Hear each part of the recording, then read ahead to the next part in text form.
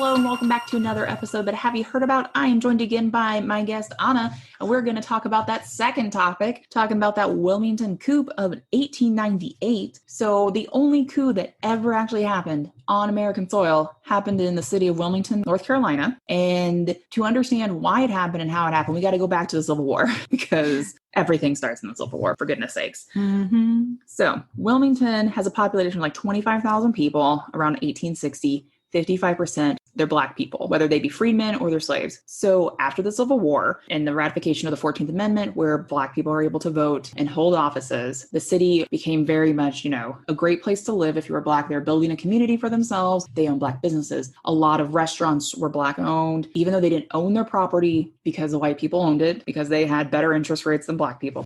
They still were able to thrive there. And they had like their own neighborhood. It was an up and coming. It was great. However, once former Confederate soldiers could vote again in North Carolina, the Republicans basically got ousted by Democrats. And when they decided to take state power around 870, they developed a plan to reverse the home rule, meaning local officials would no longer be elected but appointed by the state government. They also limited the state's judiciary branches, so you couldn't have anyone elected from home. It was mostly from the state, which was then controlled by Democrats. They adopted 30 amendments, which included rescinding votes of only some criminals, mandating segregation in public schools, outlawing interracial relationships, and granting the General Assembly the power to nullify any local government. Basically, the state can come into your town, even if it's all Black people, and say that Black people can't be in charge of themselves. They're going to bring white people in. Or if they didn't like that there was Republicans in a part of the area, they would be like, no, we're going to bring Democrats in. Seems great. Okay. So basically all they did was kind of like prop up elites in a sense. And the poor white people, as well as Blacks and Republicans, were like,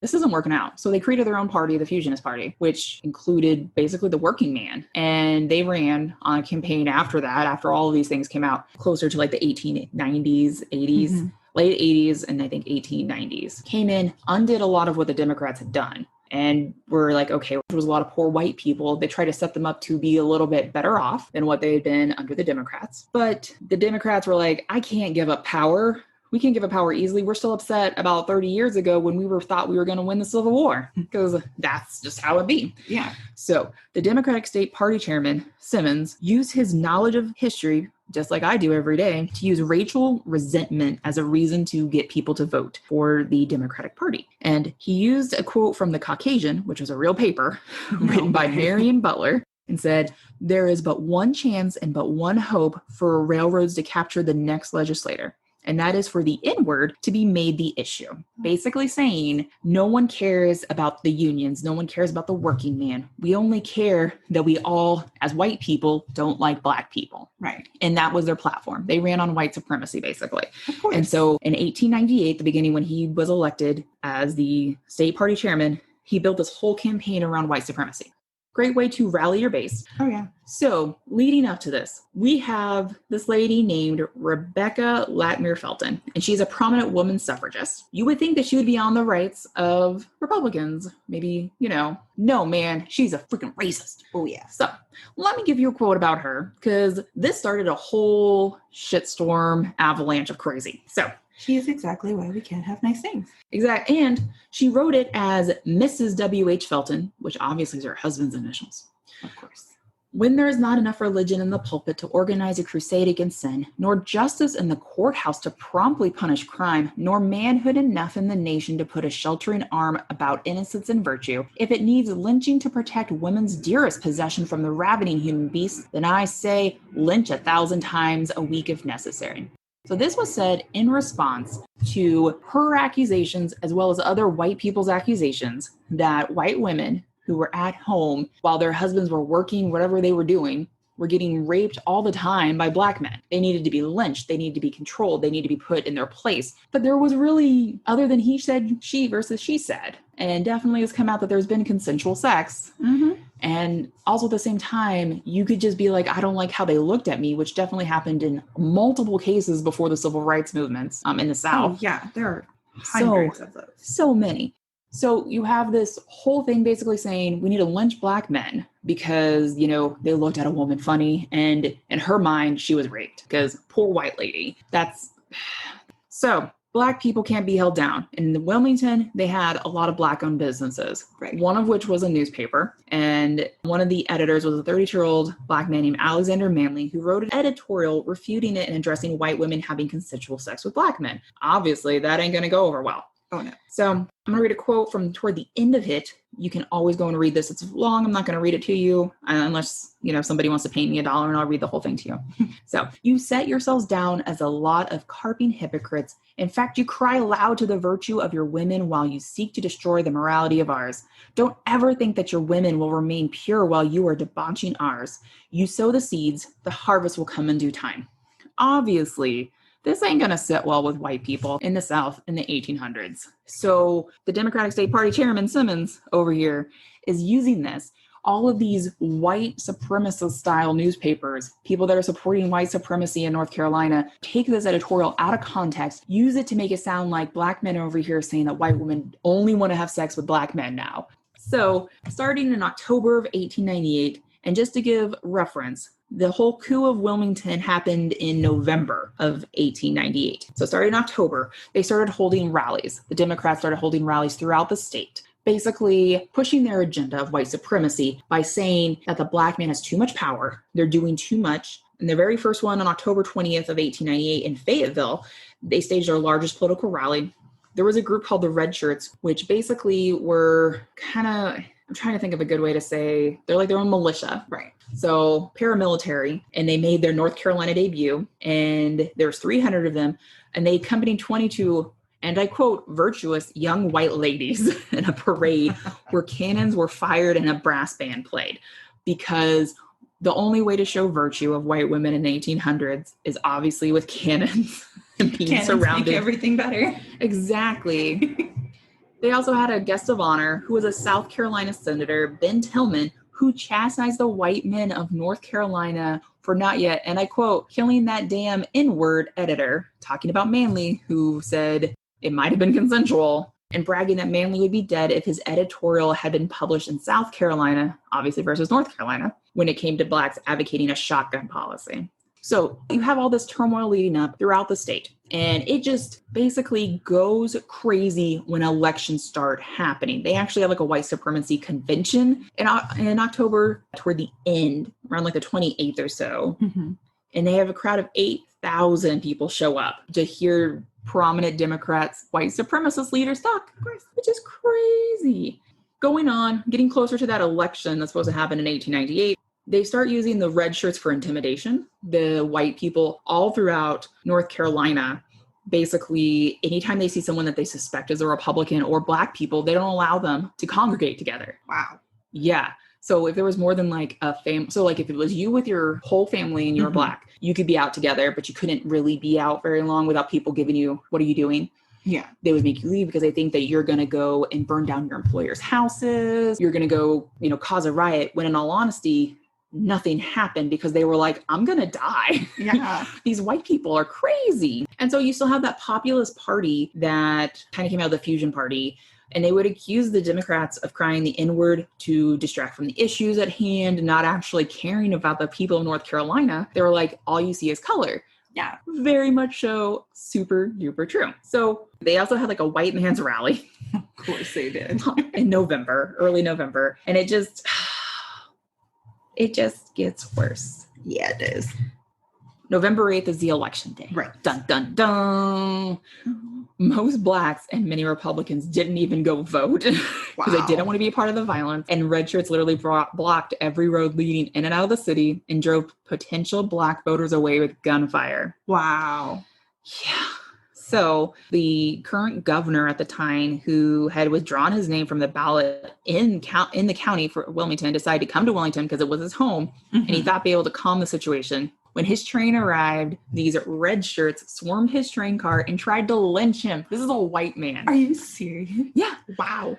So when the day was over, Democrats won 6,000 votes overall, which was sizable. Yeah. Given that the Fusion Party, which had won previously, won 5,000 votes 2 years earlier. Mm-hmm. Yeah.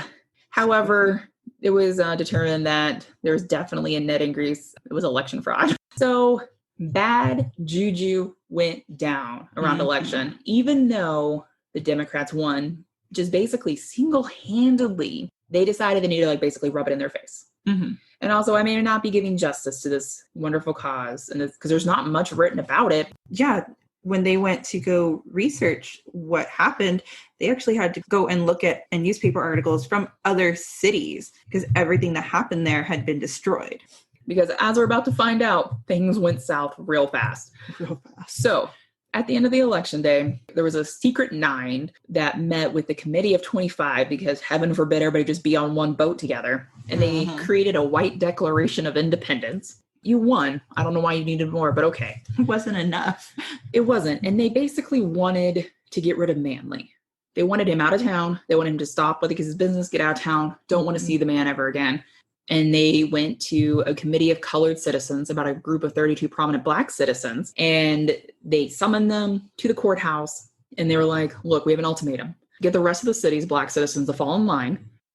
And when the Black men that were there asked to reason with them and pleaded that they could not control what Manly did or what any other Black person would do, the lovely white people were like, the time has passed for words.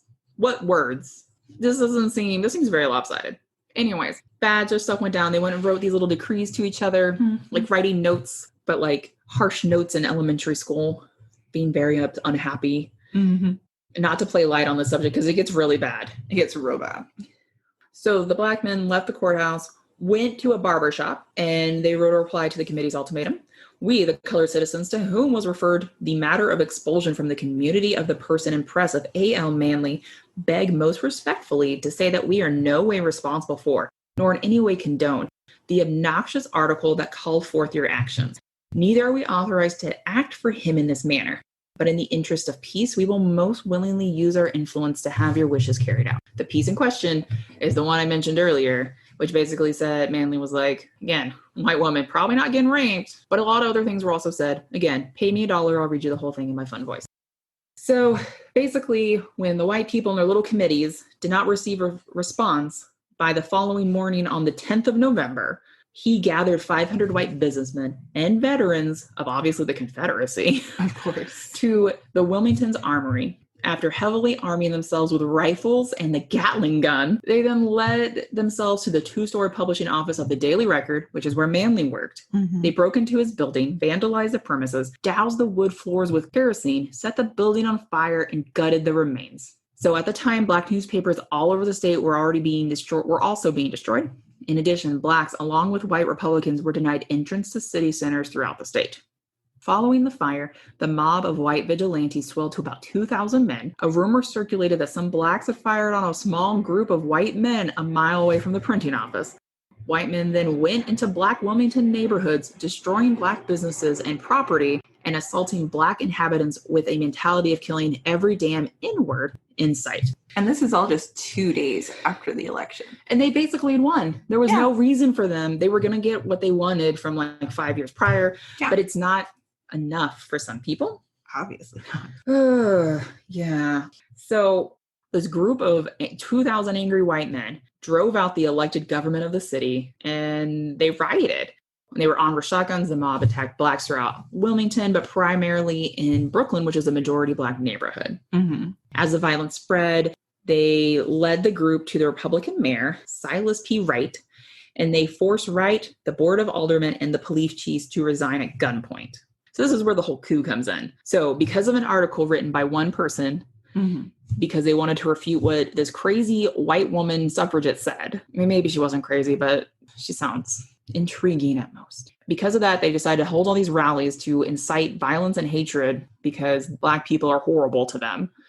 God forbid they say something back. Exactly. They basically took the town of Wilmington, drove out the elected officials, because even though they won the election, they were still unhappy.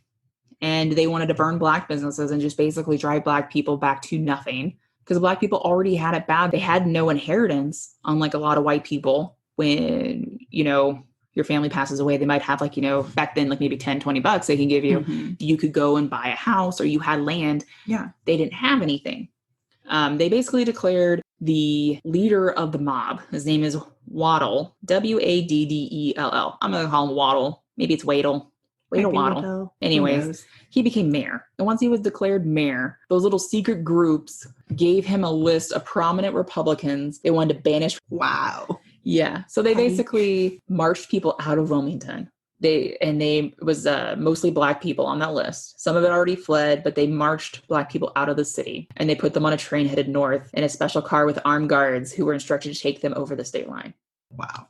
Waddle then gathered the whites that were on the list and paraded them in front of a large crowd, allowing one of the members to be dragged on the ground and nearly lynched from a telephone pole before he was allowed to board the train and leave the city. Dang. There are individuals that would call the coup a success. I would not call that a success. I would call that a coup, and the U.S. government should have stepped in and been like, yeah, we don't allow this. That's not how this works. But we don't have social media back in the 1800s. Mark Zuckerberg wasn't around trying to hook up with other college or rate his classmates at Harvard at the time. So we didn't have the special Facebook back in the day. But they called it a success because they drove out what they didn't want. Mm-hmm. So they decided that they got to do their own rebellion because they didn't feel the government was working for them. The classist elite white people who didn't really work with the poor white people, just the people who had money, the people who had been officers in the Confederacy, most likely, versus people that were just foot soldiers in the Confederacy, are the ones who are like, yeah, nope, this is bad. Mm-hmm. So the estimates of death associated with this coup is between 60 and 300 Black people alone. Wow.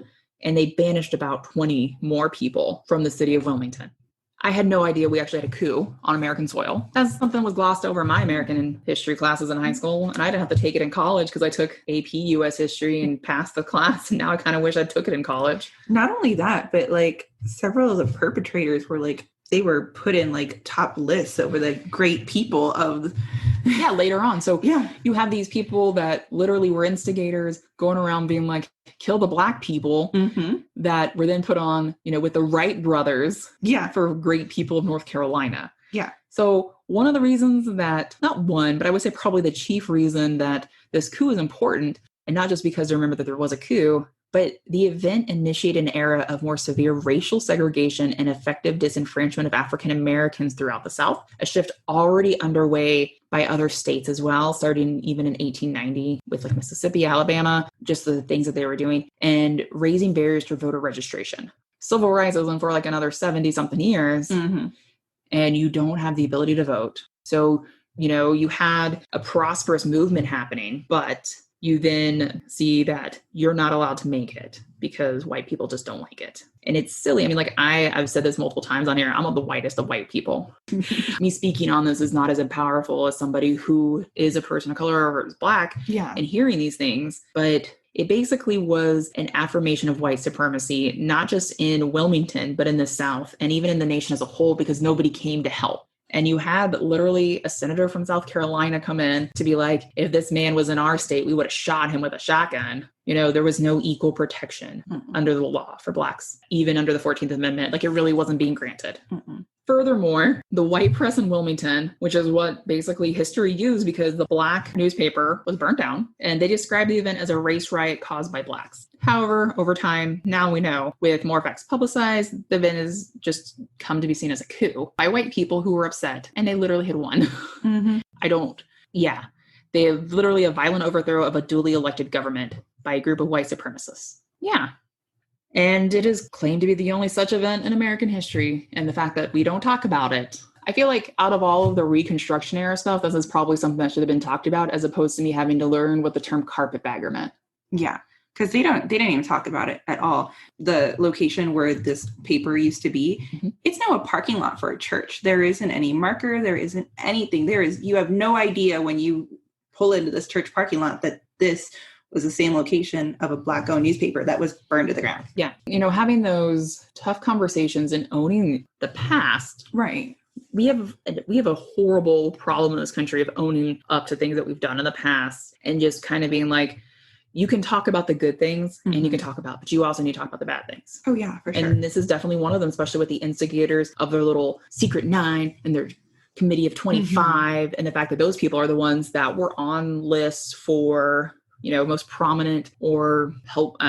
So instead of having people like this on a list for most important, if you want to put it, you can have them. They were on the same list as the Wright brothers. Yeah, you could put them on this list, but there needs to be an asterisk that also says, oh yeah, they also started a coup, so maybe they shouldn't be on this list. Yeah.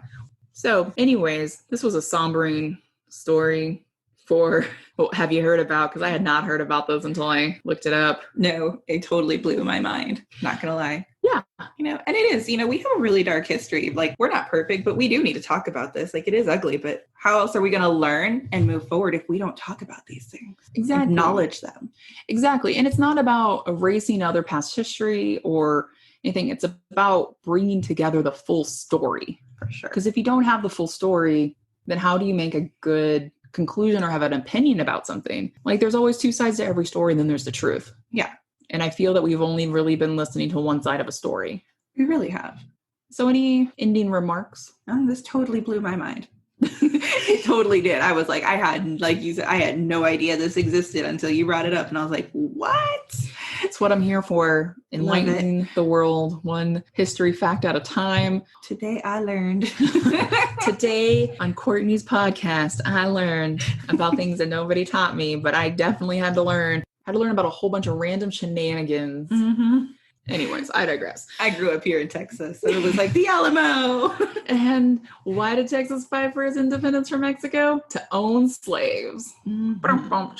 That's another day for another podcast for people that are in denial about why Texas wanted their independence. With that, I am your host, Courtney, and that's another episode of But Have You Heard About? And I hope you have a fabulous day. Bye.